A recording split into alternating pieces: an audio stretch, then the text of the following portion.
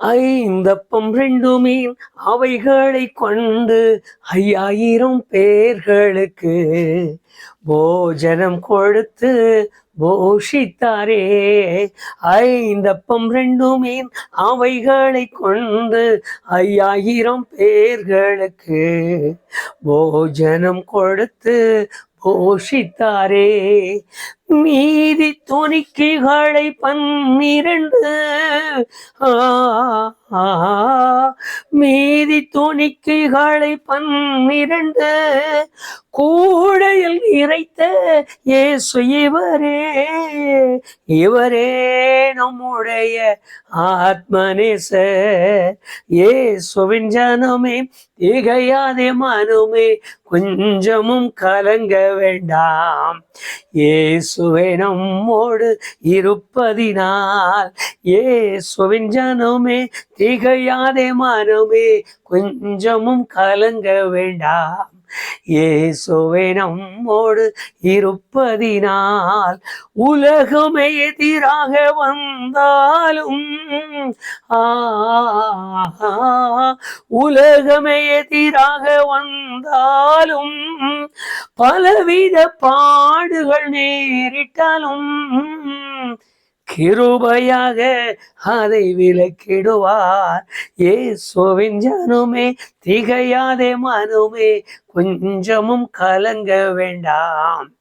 இயேசுவே நம்மோடு இருப்பதினால். வானத்துக்கும் பூமிக்கும் ஆண்டவராயிருக்கிறேன் இயேசு கிறிஸ்துவின் இணையற்ற நாமத்தில் என் அன்பின் வாழ்த்துக்கள். இன்றைக்கு வேத வசனத்திலிருந்து நாம் மத்தேயு, சுவிசேஷம், மார்க்கு, லூக்கா, யோவான் 4 அதிகாரங்களிலும் எழுதின ஒரு சம்பவத்தை நம்முடைய நினைவிலே கொண்டு வரவும், அதோடு கூட அங்கு முக்கியமாக எண்ணப்பட்டதாய் தென்படுகிற 2 சீஷர்களையும் நாம் அறிந்து கொள்வதற்கு தேவனுடைய ஆவியானவர் இன்றைக்கு நம்மோடு கூட இடைப்படுவாராக. இயேசு கிறிஸ்துவின் பிரசங்க காலங்கள், பிரசங்க நேரங்களை நாம் எண்ணி பார்க்கும் பொழுது திரளான ஜனங்கள் அவரிடத்தில் கூடினார்கள் என்று நாம் வாசிக்கலாம். அளவில்லாத ஜனங்கள் ஆயிரக்கணக்கில் கூடி அவருடைய சத்தத்தை கேட்டிருக்கிறார்கள். அன்றைக்கு இருந்த கால நிலைமைகளை எண்ணி பாருங்கள். அந்த நிலைமைகளில் எப்படி பேசியிருப்பார், எப்படி பிரசங்கித்திருப்பார், எப்படிப்பட்ட வார்த்தைகள் அவர் சொல்லும் பொழுது கடைசியில் உட்கார்ந்திருக்கிற ஆட்கள் வரைக்கும் எட்டி இருக்கும், கேட்டிருக்கும் என்று கொஞ்சம் நம்மை சிந்தித்து பார்க்கவும் வேண்டிய நிலையில் நாம் நிற்கிறோம். அப்படி ஒரு பிரசங்க நாட்களில்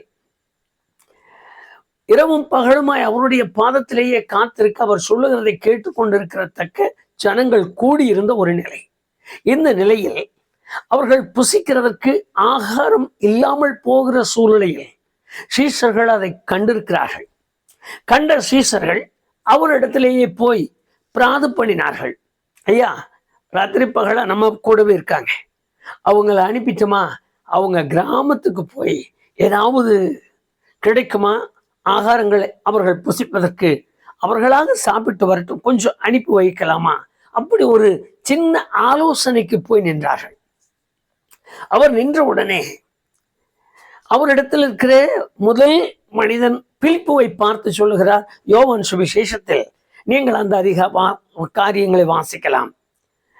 அவர் பிலிப்புவை பார்த்து கேட்கிறார், இப்பா இத்தனை பேருக்கும் ஆகாரம் என்ன செய்யலாம்?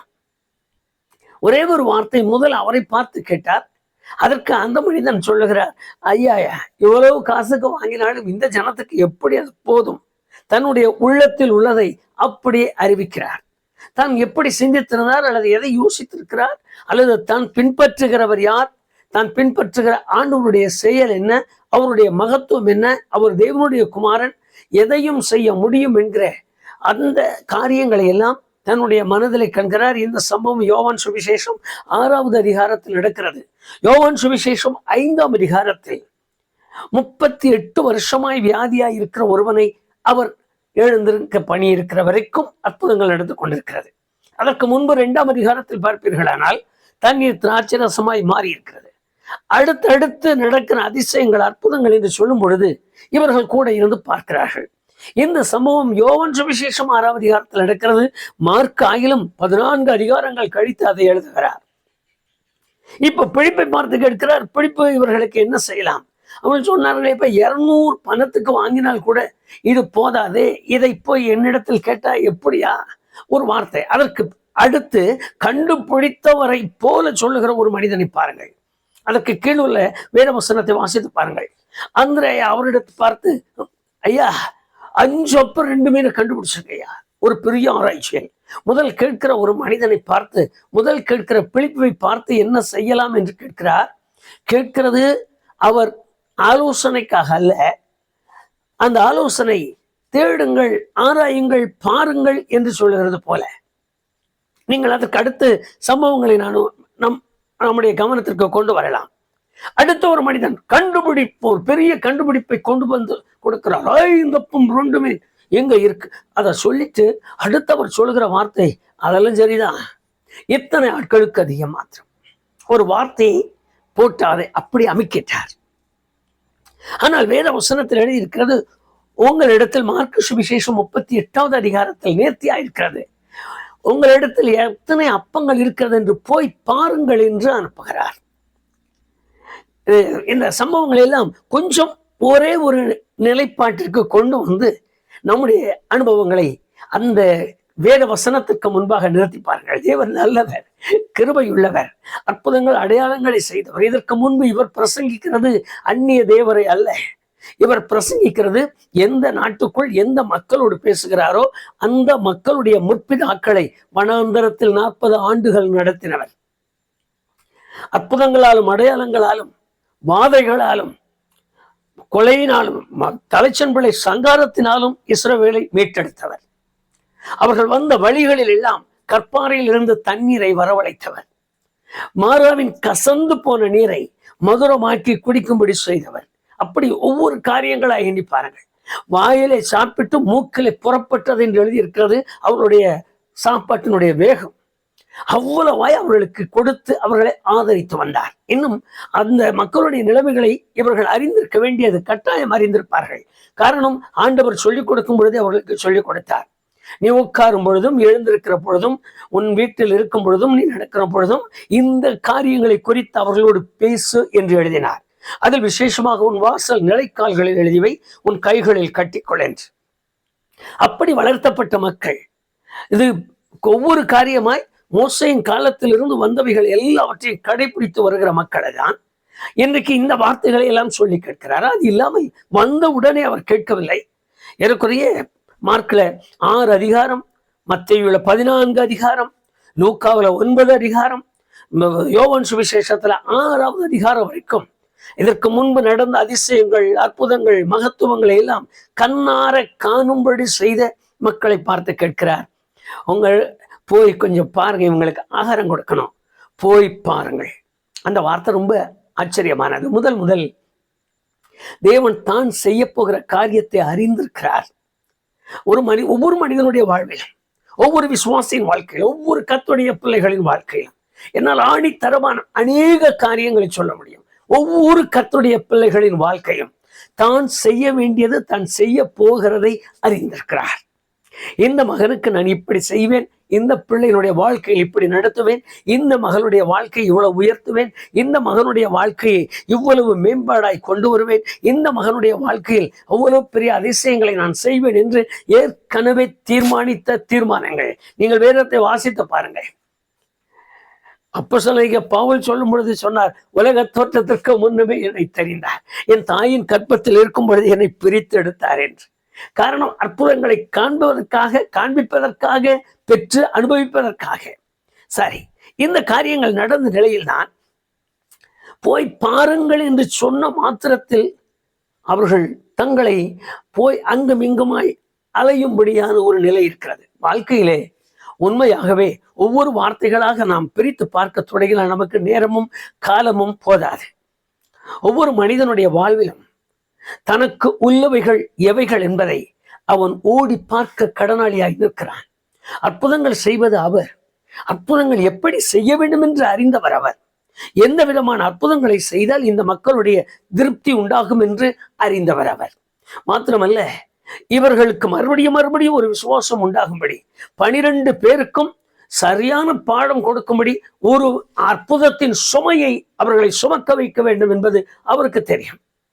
ஆனாலும் அவர் சொல்லுகிற வார்த்தை போய் முதல்ல பாருங்கள் என்றார். அந்த வார்த்தை கொஞ்சம் கவனித்து பாருங்கள்.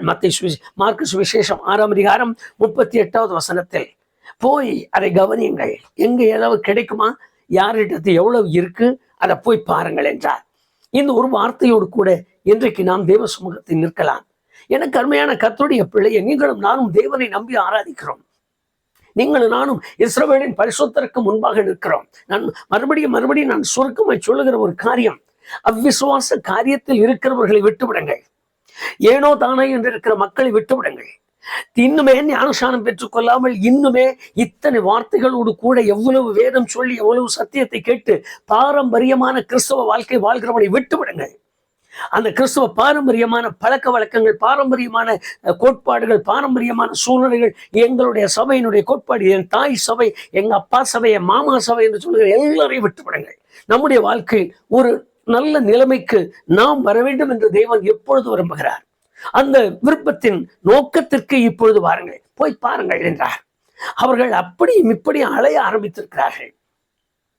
ஒரு மரணம் கேட்ட என்னப்பா செய்யலாம், அவங்க எல்லாம் போய் தேடிட்டு இருக்கிறாங்க, பாக்குறாங்க, என்ன செய்யலாம், அப்ப பிலிப்பு இங்க வா, என்ன செய்யலாம்னு கேட்கிறார். பிலிப்பு இடத்துல அவ்வளவு பெரிய ஆலோசனை, அவ்வளவு பெரிய அறிவு இருக்கிறதா என்கிறதுக்கு நமக்கு தெரியாது. காரணம், உங்களுக்கு அவர் யார் என்று தெரியும். அப்போஸ்தலர் நடவடிக்கைகளில் அவர் யார், எப்படிப்பட்ட நிலையில் ஓடினார் என்பது தெரியும். அப்படிப்பட்ட ஆலோசனை உண்டா என்றும் பார்க்கிறார். என்னுடைய நிலையில் இருக்கிற மனநிலைமையை அறிந்து கொள்ளவும் அவர் ஆசைப்படுகிறார். அதற்கு முன்னதாகவே ஒரு பதிலை சொல்லுகிற அந்திரேயாவையும் பார்க்கிறார். எங்க போனாருன்னு தெரியல. அதற்கு பின்னால அவருடைய அனுபவங்கள் எப்படி இருந்தது என்று சொல்ல முடியாத ஒரு நிலையில் இப்பொழுது முந்திக்கிறார். 5:2 எதுக்கு இதெல்லாம் போய் அவங்களுக்கு எதற்காகிறது, இவைகள் எல்லாவற்றோடு கூட நான் போய் பாருங்கள் என்றார். அதனுடைய முழுமையான காரியம் உங்களையும் என்னையும் பார்த்து இதே வார்த்தையை சொல்லுகிறதாக ஒரு நிமிஷம் எண்ணி பார்த்தாலே நான் கிறிஸ்தவன், எப்படிப்பட்ட கிறிஸ்தவன் என்று வெளிப்பட்டவன். என்னை ஆராய்ந்து பார்த்து என் மனைவியை பார்க்க ஒரு குடும்பமா என்னங்க, நான் என்னை முதலாவது ஆராய்ந்து நான் என்ன மாதிரி ஆளா இருக்கிறேன், என் விசுவாசத்தில், என் பக்தியில், என் பயத்தில், தேவனை நம்புகிற நம்பிக்கையில், தேவன் மேல் உள்ள பற்றுதலில், அவரோடு கூட பழகுவதில், பேசுவதில், அவருக்காக நான் வாழ்வதில், என்னுடைய பரிசுத்த ஜீவியத்தில், என்னுடைய பரிசுத்த வாழ்க்கையில் நான் எப்படி இருக்கிறேன். முதலாவது என்ன போய் பார்த்தாலே போதும், என்னை நானே போய் பார்த்தாலே போதும். எனக்குள்ளாக, என் ஆத்மாவிற்குள்ளாக, என் ஆவிக்குள்ளாக நான் என்னை ஆராய்ந்து பார்ப்பதை போய் பாருங்கள் என்று பாருங்கள். என்னுடைய மனைவி, என்னுடைய பிள்ளைகள், இப்படிப்பட்ட ஒவ்வொரு காரியங்களாய் போய் பாருங்கள். அம்மாவுடைய நிலை என்னன்னு பாருங்க, ஐயாவுடைய நிலை என்னன்னு பாருங்க. அம்மா ஒரு சமயத்துல உட்கார்ந்து அந்த மூலையில சொல்லுவாங்க பாரு, போய் இந்த ஊழியக்காரனை கட்டிட்டேனால ஒவ்வொரு சமயத்துக்கும் ஆண்டவர் தருவார், ஆண்டவர் தருவார், ஆண்டவர் தருவார் உட்கார்ந்துகிட்டே இருக்கார்.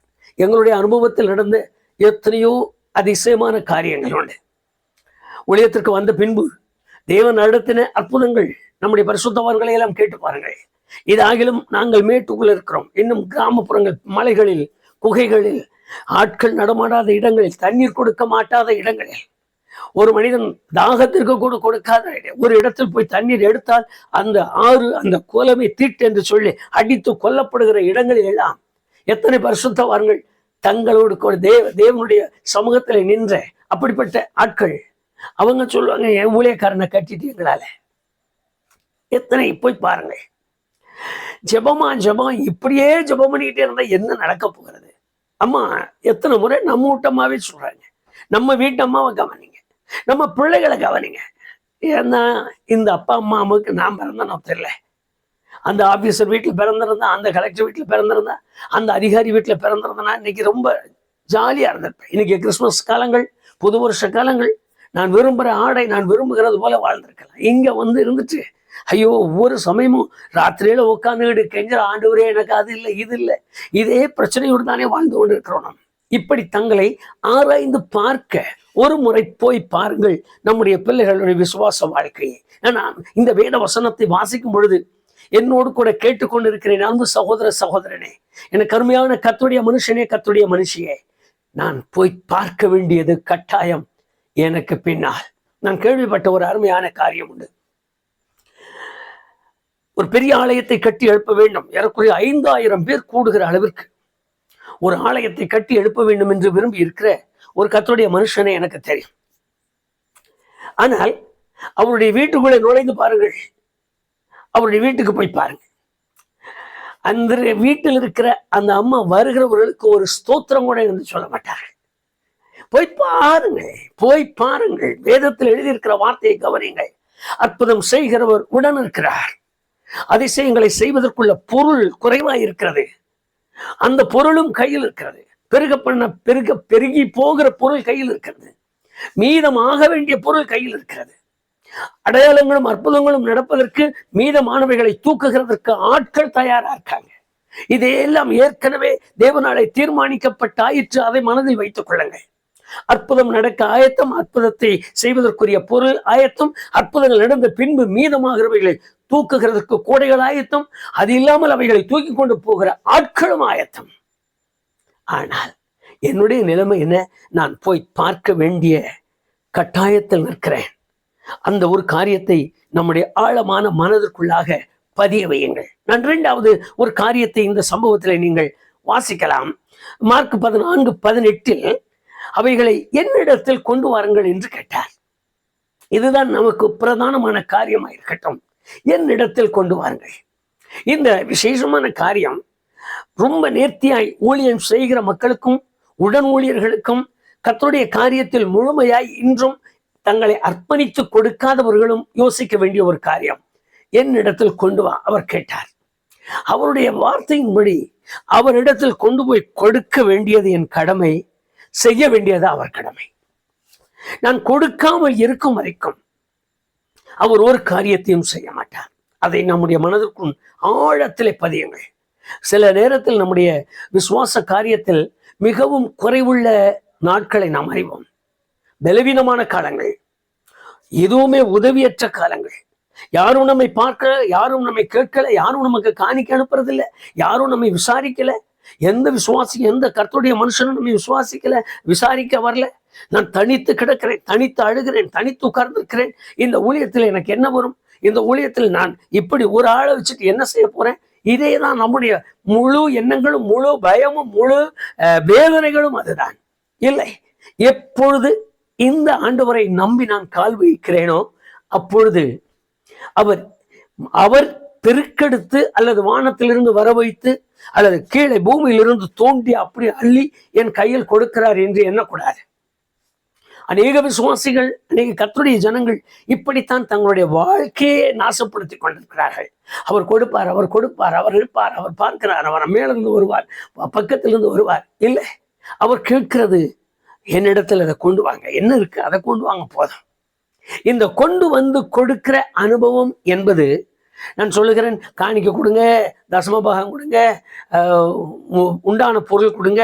நான் ஒரு கல்யாணம், ஒரு பத்திரிகையில் ஒரு கவரில், ஒரு சீல் வைக்கப்பட்ட ஒரு கவரில் ஒரு ஐயா எனக்கு அனுப்பியிருந்தார். அந்த சீல் வைக்கப்பட்ட கவருக்குள் எழுதியிருந்த வாசகம் என்னை உடைத்தது. அந்த வாசகத்தினுடைய தன்மை என்னவென்றால், கிறிஸ்துமஸ் பவனியாக நான் உங்கள் வீட்டுக்கு வருவேன். உங்கள் வீட்டில் கர்த்தருக்கென்று பரிசுத்தம் பண்ணி கொண்ட எல்லாவற்றையும் நான் கேட்பேன். உண்மையாய் நடந்தது. அது இன்னும் என்னிடத்தில் அந்த வார்த்தையின் வாசகம் அப்படி இருக்கு. உங்களிடத்தில் நீங்கள் கர்த்தருக்கென்று பரிசுத்தமாய் நேர்ந்து கொண்ட எல்லாவற்றையும் நான் கேட்பேன். நீங்க எனக்கு கொடுக்கணும். வேத வசனத்தை வாசித்து பாருங்கள். கர்த்தருடைய வேதம் சொல்லுகிறது, அவர்கிட்ட நான் கொடுத்தால் அவர் எனக்கு கொடுப்பதில் குறைவற்றவராயிருப்பார். வேதம் தேவன் அவரை அனுப்பும் பொழுது மனிதனாக்கி பாவ மாம்சத்தின் சாயலாக அனுப்பினாரை தவிர அவரை குறைவுள்ளவராய் அனுப்பல. அவர் பூரண ஆகும் வரைக்கும் பொறுமையாயிருந்து பூரணரான பின்பு தான் வெளிப்பட்டு உங்களுக்கும் எனக்கும் தரிசனம் கொடுத்தார். அவருக்கு மகிமை உண்டாகட்டும். எல்லாவற்றிலும் அவர் பூரணமானவர், ஒன்றிலும் குறைவில்லாதவர். கொடுப்பதற்கு, எடுப்பதற்கு, அள்ளி போடுவதற்கு, நம்மை திருப்திப்படுத்துவதற்கு, நமக்கு போதுமானதான கிருபைகளை தருவதற்கு, எல்லாவற்றிற்கும் போதுமானவர். எங்கு எழுதின அந்த வார்த்தைகளை பாருங்கள். எங்களிடத்தில் உண்டு, லூக்கா சுவிசேஷம் 9ஆம் அதிகாரத்தில் எங்களிடத்தில் உண்டு என்று அவர் லூக்கா அதை பொதுவாக எழுதுகிறார். ஐயா, அவர் கண்டுபிடிச்சாலும் சரி, இவர் கண்டுபிடிச்சாலும் சரி, யார் எப்படி கண்டுபிடிச்சாலும் சரி, இப்ப நான் சொல்ற வார்த்தை எங்கிட்ட இருக்குங்கய்யா, எங்க கிட்ட இருக்கு. கர்த்தருக்கு மகிமை உண்டாகட்டும். அருமையான கர்த்தருடைய பிள்ளையே, அப்படியே தேவ சமூகத்தை நோக்கி பாருங்க. இருக்கிறத அப்படியே சொல்லுங்க. இந்த மாதம் எனக்கு இவ்வளவுதான் ஐயா, இந்த மாதம் இவ்வளவுதான் இருக்கு, என்னிடத்தில் உண்டு, எங்கிட்ட இல்லைன்னு நான் சொல்ல. நான் குறை என்று சொல்லி இப்ப ஓலமிடல, நான் குறை என்று சொல்லி இப்ப புலம்பல, நான் குறை என்று சொல்லி தாறுமாறான வார்த்தைகளை பேசல. இதை வச்சுட்டு எப்படி இந்த மாசம், இதை வச்சுட்டு எப்படி இந்த மாதம் முழுவதும், இதை கொண்டு எப்படி இந்த பண்டிகையை கழிப்பது, இதை கொண்டு எப்படி இந்த நாட்களை கடத்துவது, இதை கொண்டு எப்படி இந்த பாகத்தை நான் மேற்கொள்வது, அதெல்லாம் இப்ப நான் கேட்கல. எங்க கிட்ட இருக்கு, என்னிடத்தில் இருக்கிறதையா. அதற்கு பின்பு அவர் சொல்லுகிறார், என்னிடத்தில் கொண்டு வாருங்கள், நான் அறிக்கை இட்ட பின்பு என்னிடத்தில் கொண்டு வா. கர்த்தருக்கு மகிமை உண்டாகட்டும். எலியாவின் காலத்தில் சாரிபத்துவருக்கு வாங்க, அங்க நடந்த அந்த சம்பவத்தை பாருங்க. கொஞ்சம் தண்ணி கொடுமா, தண்ணி கொண்டு வர போறாங்க. வேற எந்த சம்பவத்தையும் சொல்லலை, சொன்ன மாதிரி எழுதலை. அங்க எழுதிட்டு அவர் கேட்கிறார், அப்படி எனக்கு ஒரு அப்பம். அந்த அம்மா அப்பதான் வாய் விட்டு அறிக்கை இடுறாங்க, 2 சின்ன சின்னதையா, என்னோட எங்க காலமும் முடிய போகுது. அதற்கு பின்பு இருக்கு அந்த வார்த்தை. அந்த தாய் சொன்ன பின்புதான் முதல்ல போடுறத இங்க கொண்டு வா, அப்புறம் பேசிக்கலாம். வேதவசனத்தை கொஞ்சம் கவனிச்சிருங்க. நான் சொல்லுகிற வார்த்தை பிரசங்கம் அல்லது ஏதாவது ஒரு பெரிய காரியத்தை சாதிக்க போறதற்காக இதெல்லாம் அப்படி அல்ல. உங்களை ஆராய்ந்து பாருங்கள். நான் என்னுடைய முழுமையான நோக்கம் என்னவென்றால், இயேசுவை போல நீங்கள் மாற வேண்டும். அவரிடத்தில் இருக்கிற ஒரு வல்லமையை கூட நான் இழந்து விடக்கூடாது. அவர் நமக்கு கொடுத்து வைத்திருக்கிற எந்த பாக்கியத்தை நான் இழந்து விடக்கூடாது. அவர் நமக்காக உண்டு பண்ணி வைத்திருக்கிற கண் காணாததும் காது கேளாததும் ஒரு மனிதனுடைய உள்ளத்தில் தோன்றாததுமான நன்மைகளை ஒரு நாளும் நான் இழந்து விடக்கூடாது. வேதத்தில் எழுதியிருக்கிறது, அது ஒரு மனுஷனுடைய உள்ளத்தில் தோன்றாததும் காணாததும் கேளாததும் அவர் தேவனாலே மாத்திரம் அறியப்பட்டதாய் நிற்கிற அவ்வளவு பெரிய நன்மைகள். அவர் தன்னுடைய உள்ளத்தில் ஒரு காரியத்தை யோசிப்பார், ஆனால் அவருடைய தகுதிக்குள்ளதாய் யோசிப்பார். என்னை போல என் தகுதிக்குள்ளதாய் நான் யோசிக்கிறது போல இல்லை. அவர் ஐஸ்வர்யவான், அவருக்கு மகிமை உண்டாகட்டும். அவர் சகல கனத்திற்கும் மகிமைக்கும் பாத்திரர். சகல தூதர்களும் அவருக்கு முன்பாக நிற்பார்களாம். 24 மூப்பர்களோடு கூட, பரிசுத்தவான்களின் சேனைகளோடு கூட, முதற்பேரான சங்கத்தான் மக்களோடு கூட அவர் எழுந்து நின்று உட்கார்ந்து பேசி அவர் ஆலோசிக்க தொடங்கும் பொழுது அவர் தகுதிக்கு உள்ளது போல உங்களை குறித்தும் என்னை குறித்தும் சிந்திப்பார். என்னிடத்தில் கொண்டு வாங்க. அவர் ஒரு வார்த்தையை கேட்டார், அவைகளை என்னிடத்தில் கொண்டு வாருங்கள். அருமையான கர்த்தருடைய பிள்ளையே, எந்த நிலையில் இருந்தாலும் சரி, நான் சொல்லுவது கையில் இருந்தாலும் சரி, உங்களுடைய உள்ளத்தில் இருக்கிற வேதனை ஆனாலும் சரி, அவரிடத்துல கொண்டு போய் சொல்லுங்கள். தேவாலயத்திற்கு நேரத்தில் போங்க, கொஞ்ச நேரம் முன்ன போங்க, ஆராதனைக்கு முன்ன போங்க, முழங்கால்ல நிலை கொண்டு வர சொன்னீங்க. கையில ஒண்ணு இல்லை, மனசுக்குள்ளதையா எவ்வளவு பாரத்தோடு வந்திருக்கிறேன். கொண்டு வர சொன்னீங்க, அதை என்னிடத்தில் கொண்டு வர சொன்னீங்க. ஐயா, கொண்டு வந்து கொடுக்கிறதற்கு சாஸ்திரிகளை போல என் பொக்கிஷ பெட்டியை திறந்து நான் எடுத்து கொடுப்பதற்கு நான் ஒன்றும் கொண்டு வரலப்பா. என் உள்ளத்தில் உள்ள மனவேதனையோட கொண்டு வந்திருக்கிறேன்.